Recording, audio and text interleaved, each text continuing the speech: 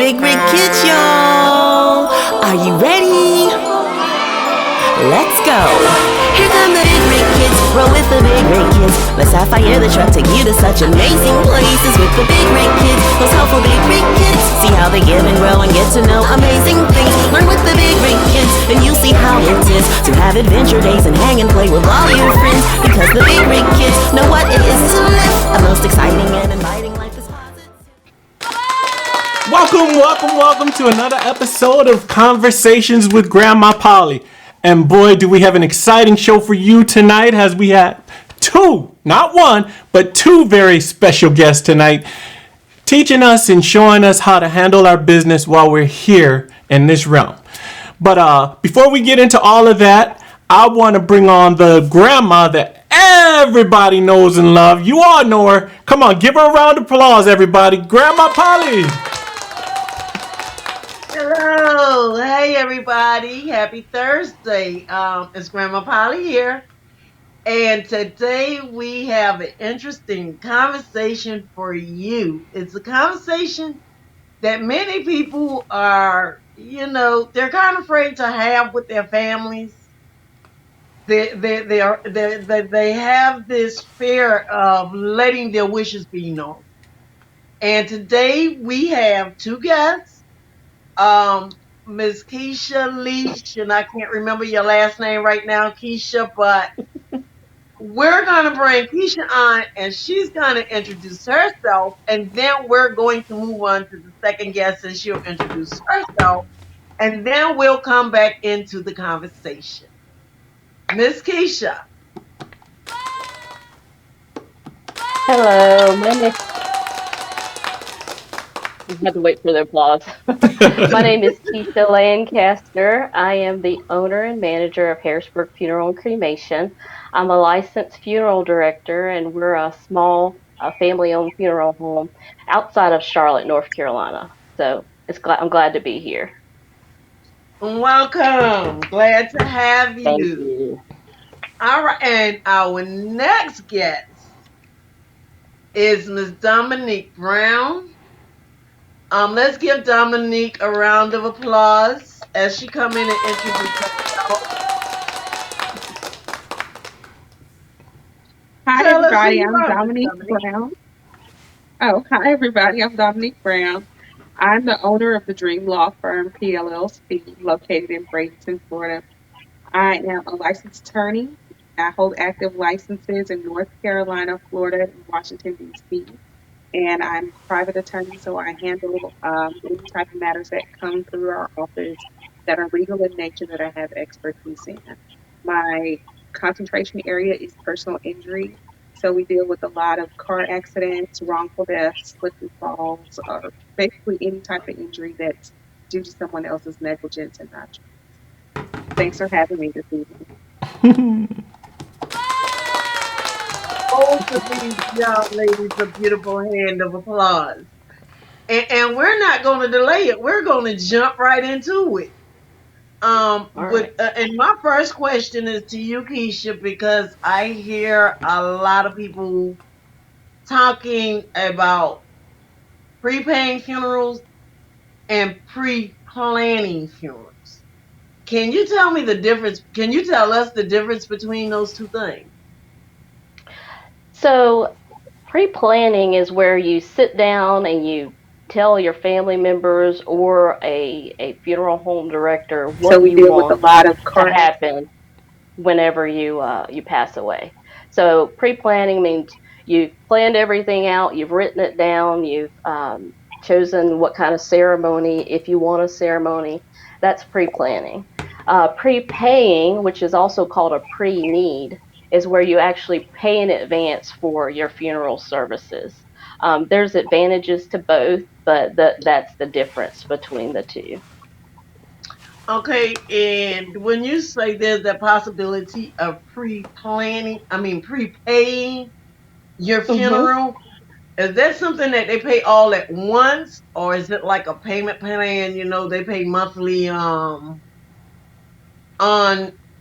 whatever the total is. Yes, so that's a very good question. You can do both.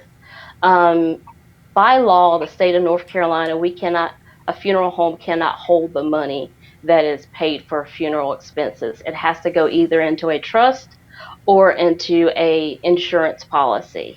So if it's an insurance policy, you can pay that premium, all of it at once, or you can do a monthly premium. It just depends on whatever your finances will allow you. So you can do either way. And in choosing that, say they come in today and they set this up, but they live Mm-hmm. 10, 15 years from now. The quote Mm-hmm. that they receive today remains the same as it is then, or does it increase with the cost of living after 15 years? Very, very good question. So, there are two different types of pre needs. So, if you're going to actually pay for things in advance, you'll have an inflation proof pre need or a standard pre need. Inflation proof pre need will protect the price of services. So, we say lock in the price for services for guaranteed items. Non guaranteed items like an urn or a casket or a vault, those prices change because those come from third party vendors. So we cannot guarantee those costs. But if you choose an inflation proof pre need and you're paying it for in advance, you can lock in the price for services. Services being the cost of your funeral service, the picking someone up when they pass away, all those items that aren't kind of merchandise type items, you can lock in the price. So a standard pre need, which is it the price will change, so you can't really lock in. So if the funeral home's service charges go up, the cost is going to go up as well. So what you will be paying for is the price at the time you purchase, but when the time 10, 15 years down the road, the price may be different. But if you put that money into an insurance policy, it's going to gain interest over time, so it can cover some of the increased costs as time goes on. Does that make sense? Yeah. Okay, that's Yeah. good to know because I've always heard the term, but it was something I never looked into. So you just educated me on something. Well, And Dominique, I'm going to jump over here to you, which is part of what Keisha just said in that pre plan. In my mind, when she described what the pre planning is, it also brought the word will to my mind. Because she was saying either you tell someone or you talk to a funeral home director, all those things. But then when we look at the wills, I've heard the term living will. And I know you have helped me to understand the difference between that, between the living will and the actual will that we create for our families.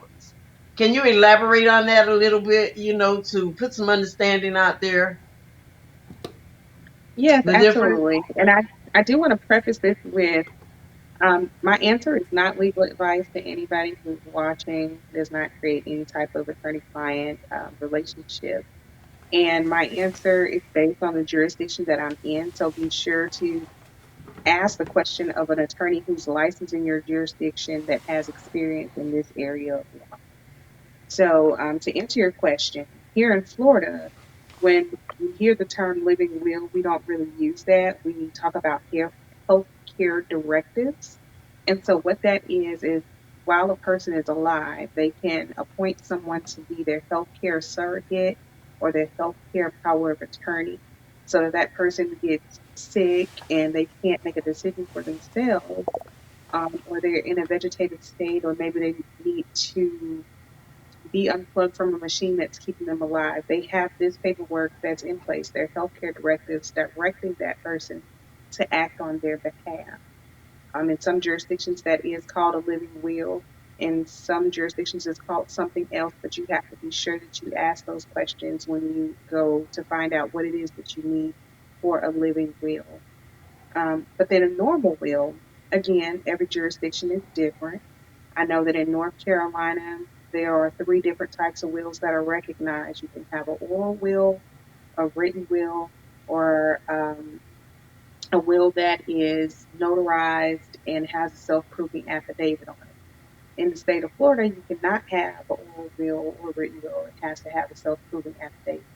So your will, the paper will, is your last will and testament advising those that you left behind, your personal representative, what to do with your possessions that are left here on earth. Sometimes people include their funeral plans if they've already prepaid or pre-planned. They can leave something in their will that says, "I've already went to Keshia and I prepaid or pre-planned for my funeral, and this is how I want it to be done." But your will essentially directs people what to do with your estate once you're dead and gone, and you can no longer manage that estate. So real property, personal property, and other items depending on your jurisdiction can also be included in that will. But the difference is that the living will deals with your health care when you don't have the opportunity to speak for yourself while you're still alive. And then your last will and testament tells people what you want to happen once you pass on. Okay, thank you for sharing the difference, in between the two and the states. Because Mhm. you talked about the oral will. That's just where you tell somebody, right?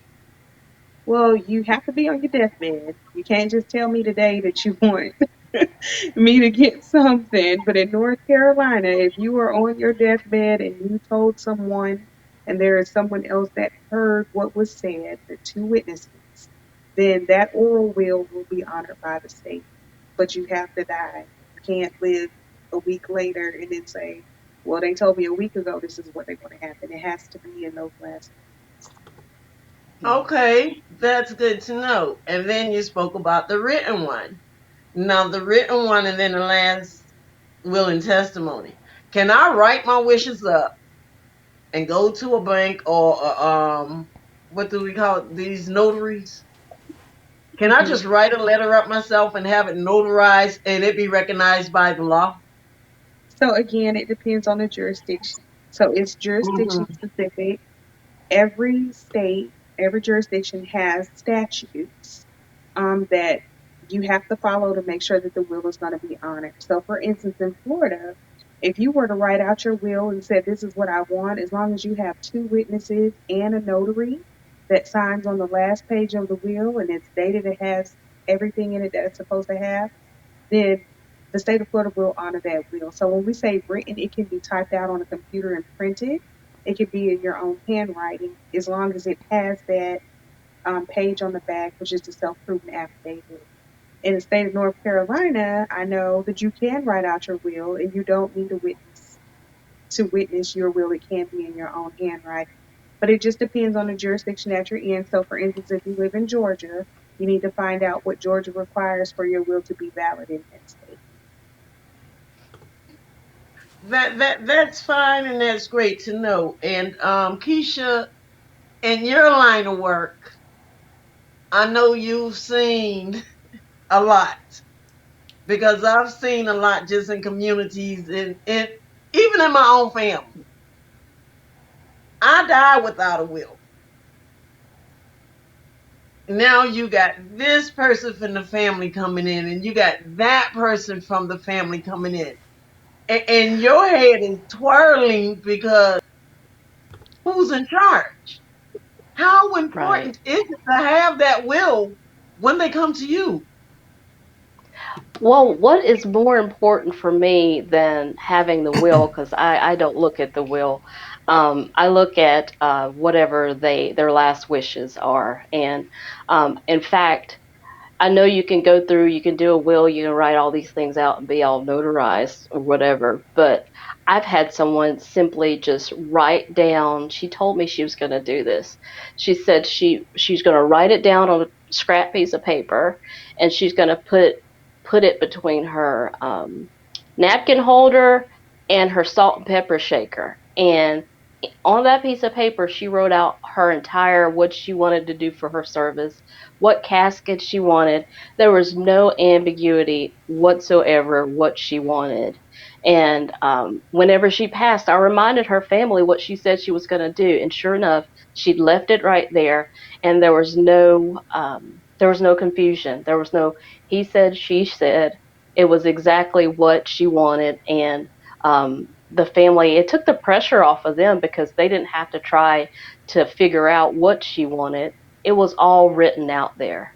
So whenever someone passes, if there's any kind of conflict or any kind of strife within the family, it doesn't go away. It's accentuated.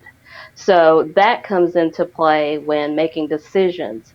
So if you don't have it written out, you've got a lot of opinions, you've got a lot of conflict and unresolved issues within the family.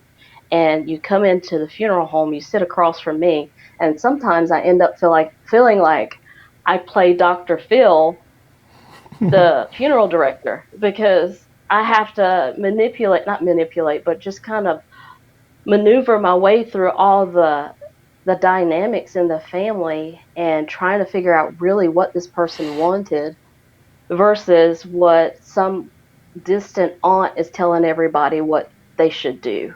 So writing it down, talking about it. People don't like to talk about what they want. Actually, sit down and talk about it with your family. And it doesn't really have to be a long doomsday conversation, but just say, you know what, this is what I would like, or this is what I don't want. If you don't want a huge funeral with the carriage and all of that stuff, let them know, because otherwise people feel pressure from tradition. Tradition does drive decisions a lot because if you've never been through planning a funeral and you don't know what you're doing, you only go by what you've seen done in the past, and that may not be what your loved one wanted. So, in the absence of clear desires and wants written out, people are going to fall back either on tradition, pressures from outside family members, or quite frankly, what they can afford.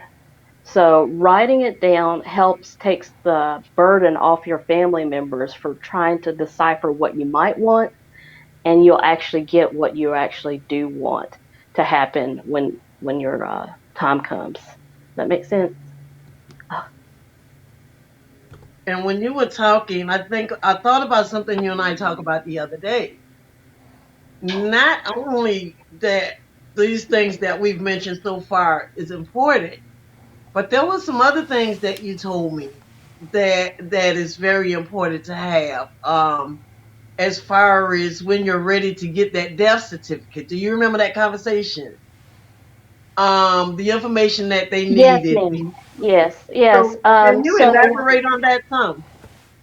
I absolutely can. So, whenever you fill out a death certificate, it has to be correct.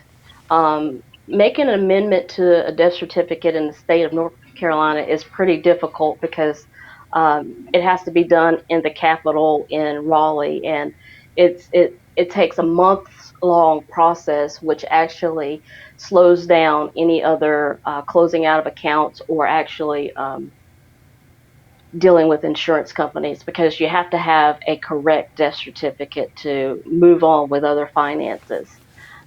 What is really good to do is I have a little guide here, is a funeral and memorial planning guide. And you don't really need something this in depth, but write down like your vital statistics, excuse me, your name, where you were born, your birth date, your social security number, what did you do for a living, your parents' names.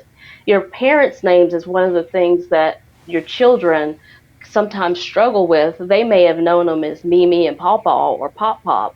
They didn't know that Mimi's name was actually Mildred, you know? So writing it all out, it ensures that the information on your death certificate is going to be correct, and your children or your family members aren't calling around to Auntie Betty or whoever trying to get the correct information or the correct spelling of so and so's name. So if you write all that out, put it in a safe place with all the rest of your important papers. so that whenever time comes, the family doesn't have to try and dig it all up or figure it all out. And it really is, if you don't do anything else as far as preparing for the final days, writing down that information goes a long way for me as a funeral director, because I don't have to wait to continue the process of notifications so that I know that I got the right information. So, yeah, if you can write it down, put it away with your important papers would be great. Awesome. That is really great. And now, Dominique, we're gonna jump over to you. You've heard some of the things that Keshia has said, but through the law part of it, suppose they don't have this information. Someone dies, they don't know where the insurance policies are.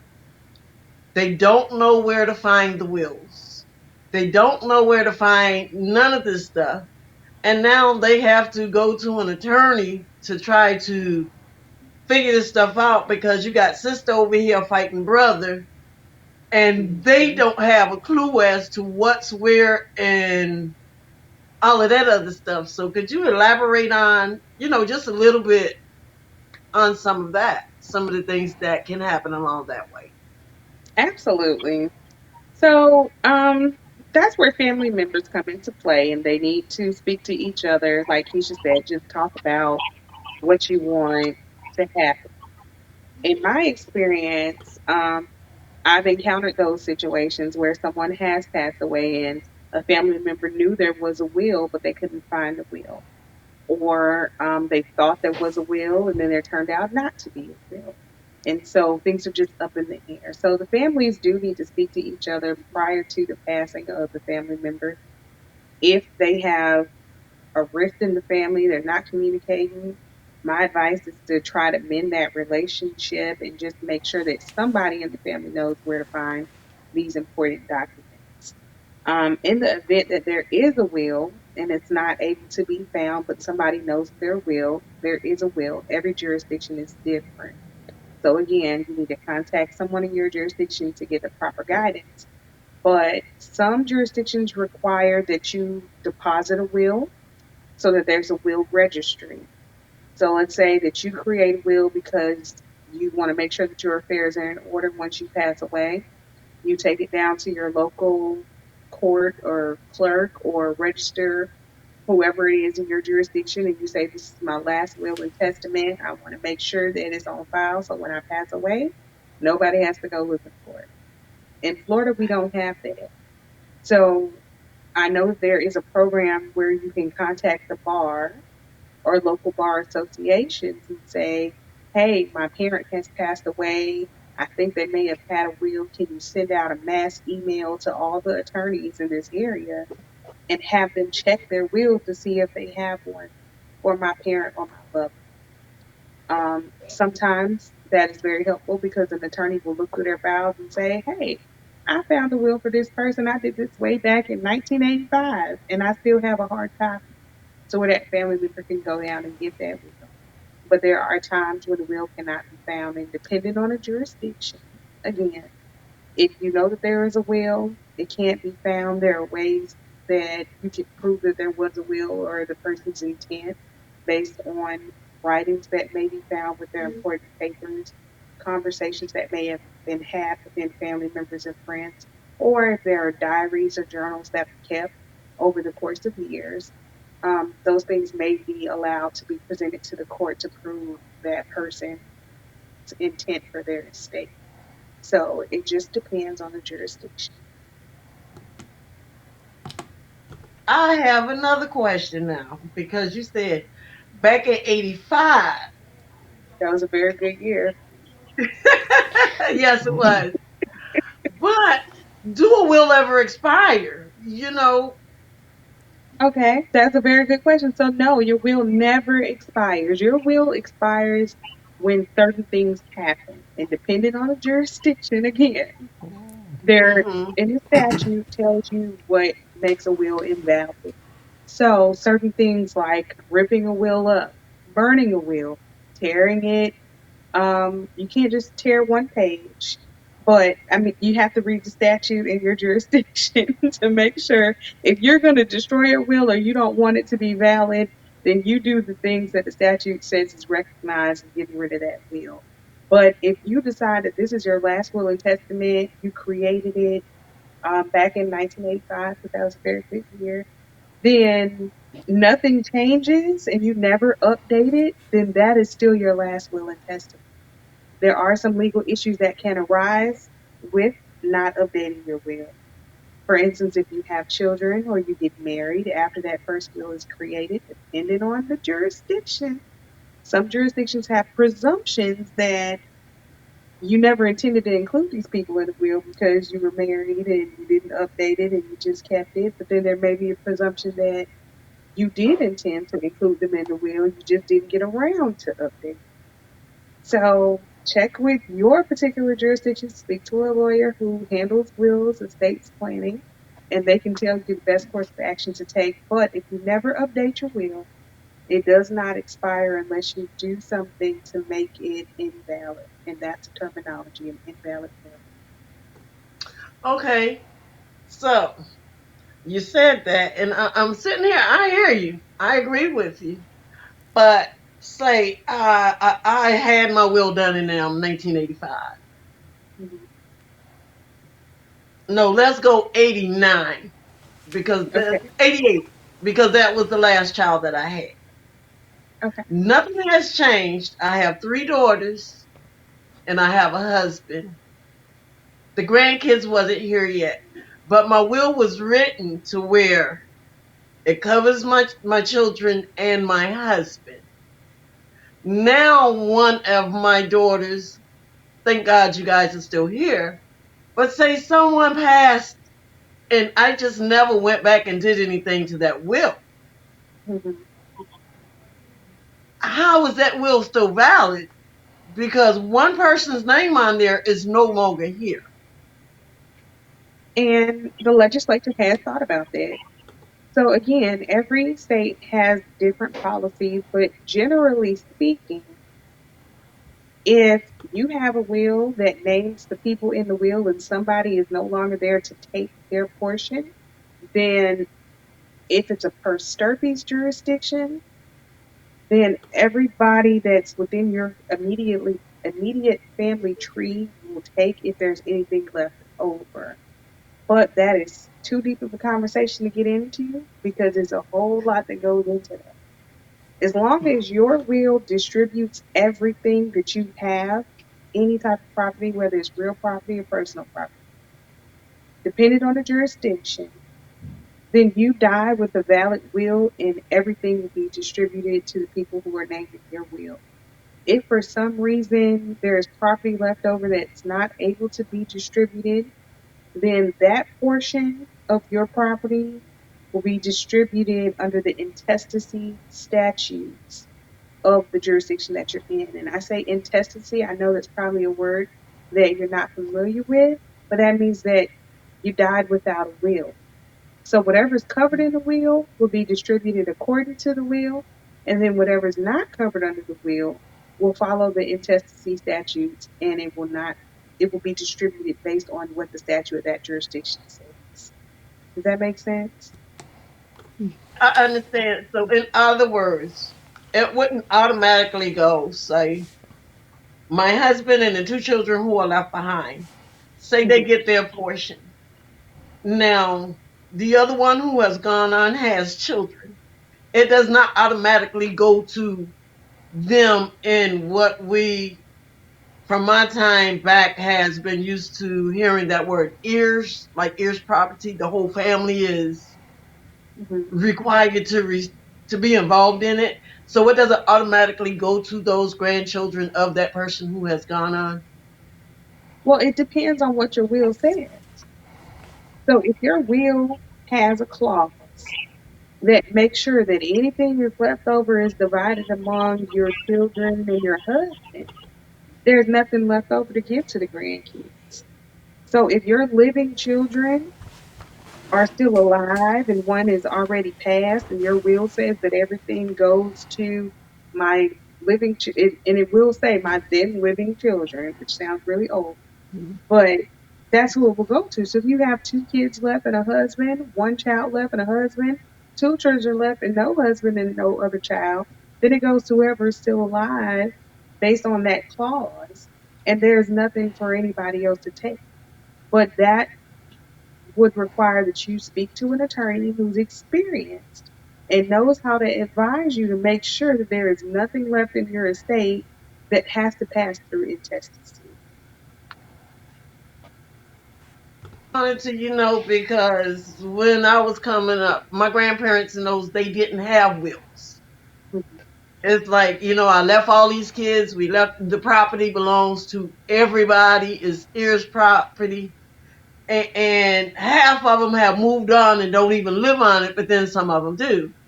So this is the reason, guys, we're having these conversations tonight between the funeral home and the will, because it's so much that we as a people don't understand, because Mhm. these are not conversations that a lot of us are willing to sit down and have to let our wishes be known. And we at the point now, guys. Kenny, you could open up the phone line, and Can I and share something? yeah, I'm gonna say y'all could go ahead. I'm turning it over to y'all. Y'all have the Okay. conversation, and if somebody calls in, he'll take that call. Go I ahead. just wanted to share that as a consumer of funeral goods, the Federal Trade Commission has created what is called the funeral rules, like back in 1984. So they have designated certain rights for consumer of funeral goods, things that it's just basic your basic rights, and it's laid out. I like to give my families this is called things There we that go. paying your final respect is just basic your And basic rights, and it's laid out. I right. like to give my families this is called things that paying your final respect is just basic your And basic rights.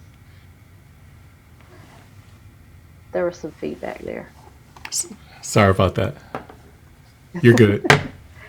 Okay, so there's simple things that people don't know. They'll walk into a funeral home, and depending on the person who's sitting across from them and their intentions, they may be taken advantage of, honestly. So, knowing your rights before you walk through the door and sit down is it's power. It really is. So, if somebody says, "Well, you have to embalm your loved one," no, you don't, or you have to buy this casket from me. No, you don't. So there's people who've come in and wanted to purchase their casket from Costco or Walmart. Absolutely, you could do that. I have to, as a funeral director, I have to accept that. The only thing is, I can't guarantee its condition when it arrives, but that's their right if that's what they want to do. As a consumer, they don't have to buy everything from me. So I like to educate people in that so that they aren't taken advantage of and they do know what their options are. So when we're done, well, I can put a link to this on this discussion so people can go and read their rights because as a consumer, you're in charge. You have a lot of power and you have a lot of decisions you can make. You can get pressured into things, tradition, or some people might want to try and guilt you into doing certain things, certain caskets or certain vaults or family car or all these things that not necessarily you have to do, but because you're making choices from a grief perspective instead of a knowledge perspective, it's easier to be taken advantage of and easier to make poor decisions um, based on of your grief rather than education and actually what the person actually wanted to happen. So I just wanted to add that. Attention, because we had that conversation too. And I personally know two people who have passed on in life. And I really do believe that the funeral homes ripped them off because the first casket that they chose the first thing that they were told was, oh, you don't want that one. That one does not have a seal on it. And I'm sitting here saying, why is that important? And I mean, even though if it's important, why are you selling people something that you're telling them that they don't want? It sounds like a used car dealership to me. I've heard horror stories like that. I have. I've had families come in to my funeral home automatically guarded because they've had similar experiences before in life. So they automatically feel like I'm going to try and sell them everything. And once they learn that I just want to help them get what they want, help them figure out what they want first, and then help them get through it, you can see the shoulders drop and the guard comes down, and they just start asking questions. And just like I'm doing right now, I just educate them on what they have to do, what they don't have to do. And there's a lot of stuff that you don't have to do when it comes to funerals and funeral planning. So, yeah. Awesome. You want to jump in here, Nikki? Um, well, I have personally prepaid my final expenses, and I talk to my clients a lot, especially it's the older people who are coming in and saying, I need to handle this stuff so that my kids don't have to. And I appreciate Right. that because, you know, I too have been in a situation where people have passed away and there's nothing. And they're like, well, what do we do at this point? What are we supposed to, how are we supposed to, where do we go? And in my line of work, I generally don't step in once somebody has passed away. So I'm like, hey, now that you're seeing that you have to go through all of this, make sure that your stuff is in order so that when it's time for you to go and you've gone, they can call me and say, Dominique, I know that my dad or my granddad had you do a will. Do you have a copy if we can't find it? So any type of pre-planning, pre-need that you can get done, get it done. All of my affairs are in order. Everything's paid for, so my children don't have to worry about it when my time comes, whether it's tomorrow or if it's 10 or 15 years. But I know that it can be a hard time for families. And if you can speak to an attorney in your jurisdiction who can help you get your paperwork in order, do it sooner rather than later. And if the cost is too much for the one attorney that you go to, don't just put it aside and say, well, I can't afford it. I'm not going to do it. Shop around just like you would for anything else. Just how you can Right. go online and you say, I found this dress for this price, but they had it at this store for this amount. Attorneys operate the same way. We have different prices. Generally, our prices is somewhat similar within our area, whether it's the city or the county. But you may find someone who's offering a special on wheels at the beginning of the year. I know my law firm does. We take a certain percentage off because it's the new year. You're trying to get your life together. You want to work out. You want to be healthy. Make sure your final your final plans are in place. Have your will and stuff. So shop around and ask. And then I know also that the legal aid offices usually do offer low cost or no cost wills and estate planning. Not if it's too much, but simple wills they will do. And then your healthcare directives paperwork they will also do. On top of that, there are different clinics at the law schools within the state that you're in, where you can maybe call a local law school and say, hey, do y'all have a wills clinic? Do you have a state planning clinic where the students are learning how to do these things under the supervision of a licensed attorney? But you can usually get that stuff done for low or no cost. So there's no reason not to have it. If you're worried about money, shop around until you can find someone to get you what you need for what you can afford. And don't forget, legal aid is also there to help. And maybe they know someone who's doing pro bono, low bono work. Yes. Guys just passed on. Kenny, did I hear you say yes? It's all good. Oh, yes. And I have one more question I'm gonna ask you, Dominique. And then Kenny, we're gonna bring you on here because I know you're sitting in that background and I know you got a couple of questions. But I'm going to ask the question that I proposed to you earlier, that a friend of mine sent to me. Her mom is in assisted living and she lives off of her social security check. But then she has this money sitting to the side and doesn't know whether she wants to let it stay sitting in the bank or whether they want to put it in a trust fund. And before you answer that question, I'm going to say you're not representing anybody as a lawyer, as you said before. You're just explaining some of the different things that come along with that.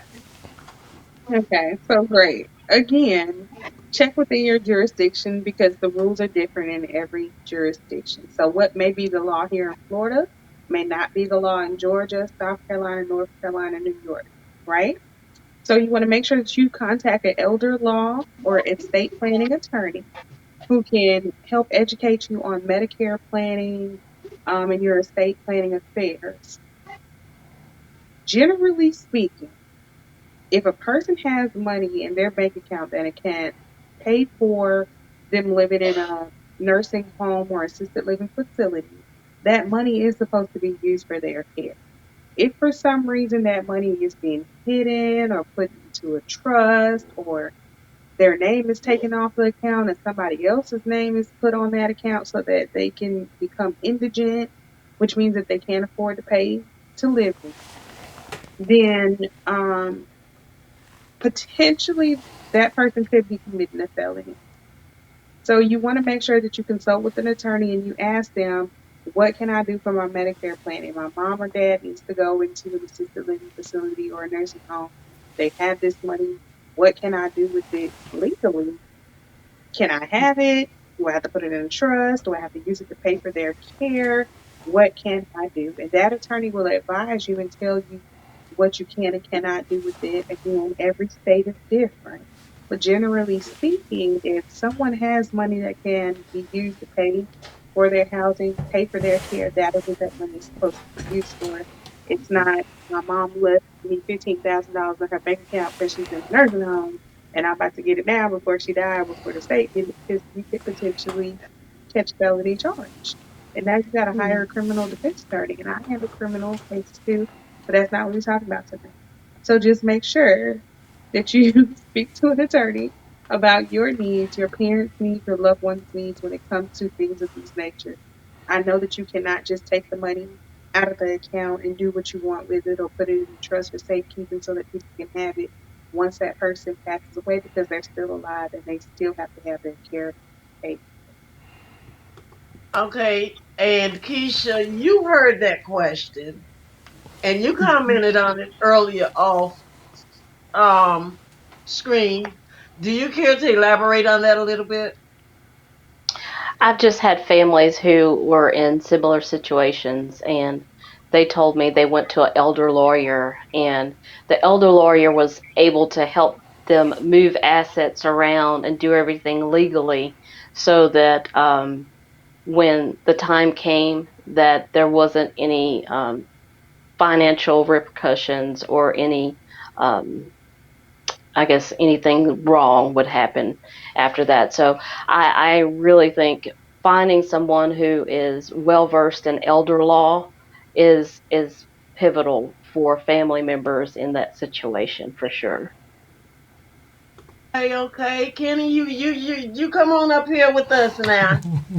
'Cause, yeah, you ladies have dropped some knowledge on us this evening that's just awesome. Well, can And I look at share my something notes else? already got the questions. Huh? Can I share something else about Oh funeral stuff just real quick? I I don't feel like we as a community know all our options. I know everybody knows about burial and cremation. I just looked up the numbers. The cremation rate in the U.S. now is like 57%, and they're estimating it to be, I think, 72% by the end of 2030. yeah. So cremation is on the rise. In rural areas, most families do like to do burial, just that's the way the culture is. But there's also an option which people don't really think about is whole body donation. And as a funeral director, I don't really make money if somebody donates their body, but it is an option, and I like to educate people. I actually am choosing whole body donation myself. I will be donated to Wake Forest Baptist Hospital. So it's an awesome opportunity to help people in the future. And then once they're done with the doctors and research or whatever, then they cremate you and then send you back to your cremains back to your family. So that's another option that I don't think a whole lot of people think about, but it is, if you're talking about cost wise, it is by far the cheapest option, and you're also helping um, the medical field and research as well. So some families feel a little uneasy about it, but I've talked with it with my family, so they know my wishes. I've already registered with the university, the medical school there, and I have a card in my wallet. So if something happens to me, everybody knows that that's what's supposed to happen. And once they're done, I'm cremated. I've already got it planned out. I'm going in the ocean. So I just wanted to bring up that option as well because I just don't hear people thinking about it or talking about it. So I just wanted to share that. That's a great thought. That is really a great thought. And you and I talked about this the other night. I used to think that way back when, and what gave me the idea? I'm not sold on it yet, Keshia. But when I was thinking about it back then, I was watching this show, and it was something on the Discovery Channel, and it was showing the process of how they could tell how long a person had been dead or how long because of rigor mortis and the Mm-hmm. different stages that the body go through once it expires. And I'm like, Right.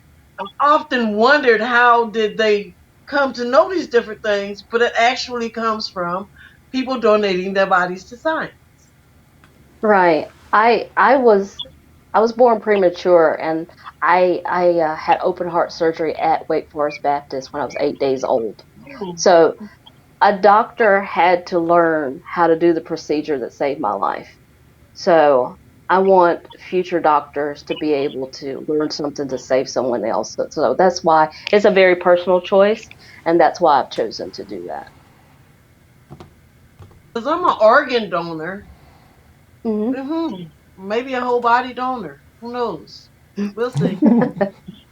Think about it. If you guys have anything else y'all want to say before Kenny jump in here, we got like 11 minutes. I can think of something, but Everybody never mind. Go quiet. ahead, Kenny, Kenny. come on, give them a question, Kenny. Get Oh those minds going. man. Okay. Well, before I give y'all the question, I just want to thank everybody for joining us live on Facebook tonight. Michelle, a number of people that Wayne, Gwendolyn, Lou Esther. Thank you all for joining in and the questions that you had on there as well. I don't know if you guys saw them. I posted a couple of them. And Oh no, you got to tell them the question so that they can answer them. okay, well, let's go with that. This question right here in particular, by Michelle Great. I'm posting it now. What can someone do if a parent passes away and it was told verbally to them before the parent passed, the parent that passed, to hold on to the property, but there's no will? It's that question directed towards me. I'm going to bring it back up again so you see it.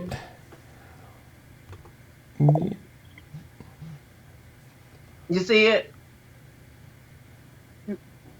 You don't see Kenny, it? you got to. Oh, I'll read it. I'll read it. No worries. Mm-hmm. I thought we were doing something else. Okay. What can someone do if a parent passes away and it was told verbally to them before the parent passed to hold on to property, but there is no will? Okay, so again, it would fall under the intestacy laws for that jurisdiction. Okay. What intestacy means is that somebody dies without a will. If you're in a jurisdiction where they recognize oral wills, if that conversation was had on their deathbed and they died shortly after, whatever time limit is stated in that statute for that jurisdiction, then you would have to go through the proper procedures that's outlined in the statute, talk to an attorney and say, this is the conversation that was had, and I need to make sure that this property goes to me. In those situations, if the property is still available and has not been given away, for example, let's say your dad has a 1964 Chevy Monte Carlo. I don't know if that's made back then, but it's like custom and it's still in good condition. And he tells you, I'm going to give you this car when I die. It's yours. Hold on to it. Don't sell it. But before he passes away, or shortly after he passes away, the car gets sold or it gets gifted to someone else. If there is no will, you're going to have to be able to prove that conversation happened. So make sure that you look at your jurisdiction clause and see what it says about property. But if it falls under intestacy and the property is still available, then it would pass according to what the intestacy statute says, according to whether he has a wife, they're still married, they have kids, if the kids have kids, and so forth. But you have to look at the intestacy statute in your jurisdiction to see what it says. Okay. And also they added a second part, which was, and the person only is the only living child, but other family members are coming out of the woodworks saying whatever. Okay. So again, In testament. speaking, this is not legal advice. This is not legal advice. Not legal advice. Generally speaking, regardless if it's a per surface jurisdiction or not, if a person dies and they do not have a spouse, then the state would look to their children. If there are no children, then we would look to the grandchildren. If there are no grandchildren, look to the great grandchildren and so forth. And every jurisdiction is different, so it goes down to a certain level. Once it gets to that certain level, if none of those direct line relatives exist, then it would look to the parents. If that person's parents are deceased, then it would look to the siblings. If the siblings are deceased, then, it tells you in the statute how they would figure out where it goes. But if you're the only living child, there is no spouse, there are no other siblings, generally speaking, it should go directly to you. You may have to have a fight, a little bit of a fight in court, saying that I'm the only child, my mom or dad died without a will, this is the property that's left, and I'm my uncle and my cousin, and little Jimbo, who's like fifth in line trying to claim this property, and they supposed to be mine. So generally it should be yours, but it would have to go through the probate process because it's an intestacy. All right. Well, there you go, ladies and gentlemen. Questions, Kenny. Yeah. Also, there's one that says how to get a will started and validated as well. The procedure for that, actually. Any one of you ladies would be inclined to share that. Let me bring up the question for you guys. Says, how can you get a will started and validated? Okay. So generally, I'm sorry, Keisha, I'll take this one too. Okay. No, please. But if somebody I'm a calls my funeral office and decorator. say, Dominique, do you do wills? Yes, we do wills. And we start off with a consultation. Some people don't need a will in Florida. It's jurisdiction specific. So some people don't need a will. And they'll come and they'll talk to me in their consultation. And I can tell you from experience, somebody will say, all I have is a bank account. I'm leasing this car and I have nothing else, but I need a will. And I'm like, well, why do you need a will? You don't have anything to give. Because when it comes to your bank accounts, which a lot of people in my experience don't know, is that you can have a payable on death designated beneficiary, that you can name somebody before you die at your bank without a will to say, this is my checking account, and when I die, if it's money left over, then Susie Q gets it. It's one sheet of paper you fill out at the bank. When you pass away, Susie Q will take your death certificate to the bank and say, John Smith died, and they will write a check to Susie Q without having to go to court or anything else. It's a payable on death beneficiary. That car that's leased, somebody just turns the car back into the dealership because it's a contract. You died, so the contract is no longer in place, right? You contact attorney, they give you a consultation, tell you don't need a will in that situation. But then you have other people who call and say, Dominique, do you do wills? Yes, I do. Come in for a consultation. And they say, well, I got the house, and then I got the boat, and then I got 2 cars. I got a gun collection. I got an old collection of hats that my grandma gave me. We got family shields. I have jewelry, family heirlooms. Plus, I got this property up here in Alabama. I got some more property in Atlanta. And then I just want to make sure all my grandkids, they get a portion of whatever, or their name goes on the house once I'm gone, so that the house never leaves the family. I said, okay, well, you need a will. Yeah.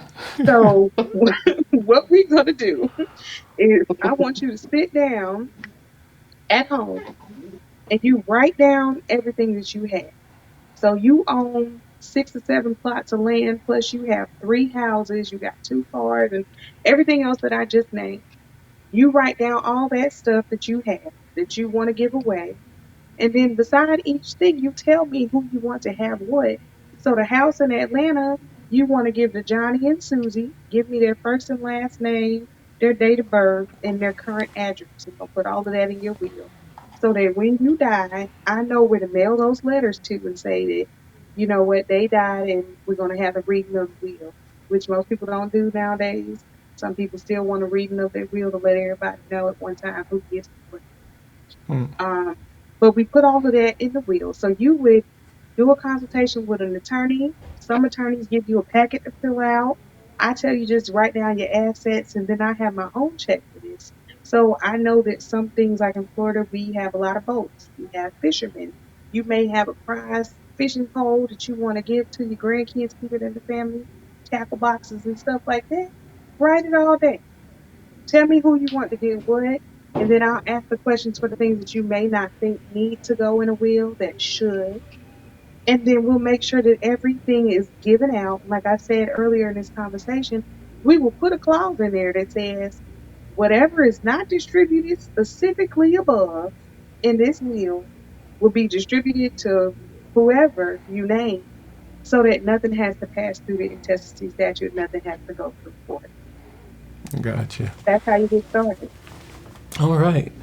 Well, those are. May I piggyback off of what she just said? Oh, yes. Please do.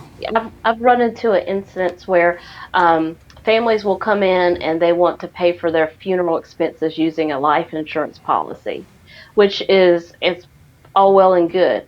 But when we go to call the insurance company, we find out that his second ex-wife is the beneficiary. And so we're going to try and track her down and get her a signed piece of paper saying that it's okay to pay us.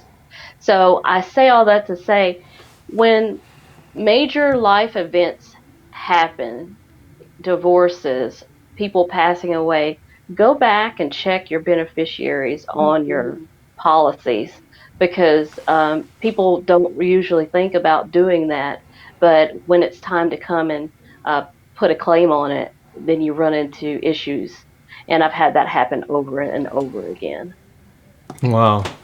And Awesome can I information. piggyback off of that? Yeah. I'm sorry. Yep. Sure. I've had that written down, life insurance written down as my notes, because I thought it was going to come up. And thank you, Keshia, because it did. Yeah. And so I totally agree with everything that she just said. But there are some other instances. I just had this conversation with one of my family members a couple days ago, actually. And I told them, you can have a life insurance policy in place that names your wife as the beneficiary, and then she has one in place that names you as the beneficiary. But God forbid that both of y'all die at the same time, and you have kids. Who's going to get the money? It's a contract. Right. So you need to make sure that you have an alternate in place so that they can receive those proceeds from the life insurance policy. So if you have 3 children, you have a husband and a wife, and your spouse is the primary, you can still have alternates in place. That does not Right. mean that you died and now your wife can't get anything because you added your children as alternates. No, she would still get it, right? But if Right. both of y'all pass at the same time and the beneficiaries have not been updated, the kids are not added, or the brother or sister is not updated, then now we have to go to court and we have to fight it out and say there's a contract in place, the insurance company won't pay us. And then if you haven't done your pre needs or pre planning, who's paying for a funeral? And now your body's sitting on ice because we don't have the money to pay for it. Most likely in our community, that's something that happens, or we only have enough to pay for the cremation. And they were Right. counting on that life insurance money to be able to pay for that stuff. So make sure that your life insurance has an alternate beneficiary aside from your primary. And um, if you're working full time jobs that provide these 501c3s, it's the same thing as 401k. your the 401ks. I'm sorry, my brain done left the room. But the 401ks, You talking about there is nonprofits? that spot also where you have your primary and then that space under it. Because if Mm-hmm. you don't sign those things, I mean, then it's a headache. Mm-hmm. It is It really a is. headache, and I've known people who have went through that. Mm-hmm. And those things are important to have all those things set up in order because it's just like you said. After both go together, then who are the alternates behind them? Right. Exactly. Exactly. It's important. So, ladies, I want to thank you all for bringing your wisdom, your expertise, your knowledge. Got any other words to say? All your that's what I'm gonna just call it. Your to us, because definitely our community, we need to think about that at the very least, and act on it. You know, as we can avoid a lot of these potholes and pit holes that you guys have been talking about tonight. So I really thank you, Keshia, for all the You're very love, welcome. for all the knowledge. Dominique, all your expertise in the law, and of course, Grandma Polly, who always brings the wisdom and the what is it, the kernels of wisdom to everyone here at the Big Rig Kids in Conversations with Grandma Polly. Anything else you got to say, Grandma Polly? Yes, I want to thank these two beautiful ladies for being here. And these are the kind of topics that we have. These hard to talk about topics that people are afraid to talk about. And I appreciate you guys being here. Don't y'all get too far away from me because y'all will be back. And I'm sitting here, looking at it all. I don't know what I was thinking when I put the two of y'all together because it do go hand in hand. But each one of you deserve your own hour Yeah, Oh, because it's Okay. so much information. definitely. It is Well, so much I'm glad I got to information. hear Dominique for sure. yeah, me too, Keisha. Yes, I mean, I was like, these two gems together on one show, that's too much. They need their own To hour. elaborate on it. And before we close out, I want to thank all our guests for watching. You guys remember, share it. This is information that people need. Tell your friends about it. I want to thank KJ. Dang, I'm lost right now. My head is swinging. Yo company. I want to thank your real estate company for sponsoring us. Oh, you You talking about know, me? yeah. I'm like, what is she talking about over there? I thank you for being the person behind the scene that helps to bring all of this together. Always, sis. I got your Because back. this is not something I could have done by myself, and you have given me a way to reach out to our community. Definitely. And It's I needed. appreciate that. Definitely needed. Nikki, Keisha, y'all know anybody who got some some real stuff to bring to the community? These hard to talk about topics. We're doing it with adult and children. We're highlighting our kids in the community.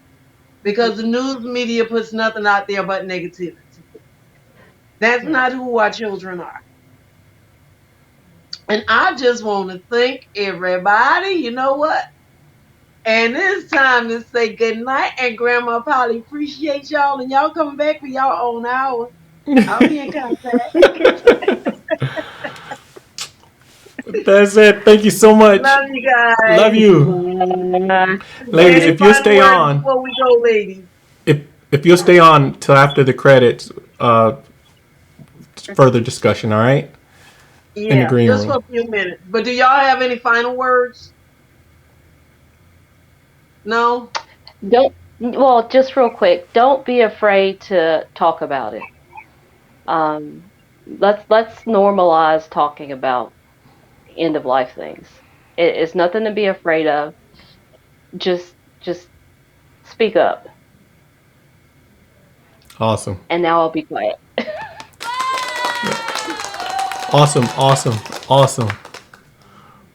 And any final words, Nikki? What Keshia said. All right. Awesome. Awesome. Yeah, y'all hang out for a few minutes. With that said, good night, everybody, and thank you for joining us tonight. Love you. See y'all next. Here come the big rig kids, roll with the big rig kids. The sapphire attracting you to such amazing places with the big rig kids. Those helpful big rig kids. See how they give and grow and get to know amazing things. We're with the big rig kids, and you see how it is to have adventure days and hang and play with all your friends. Because the big rig kids know what it is to live. The most exciting and inviting life is positive.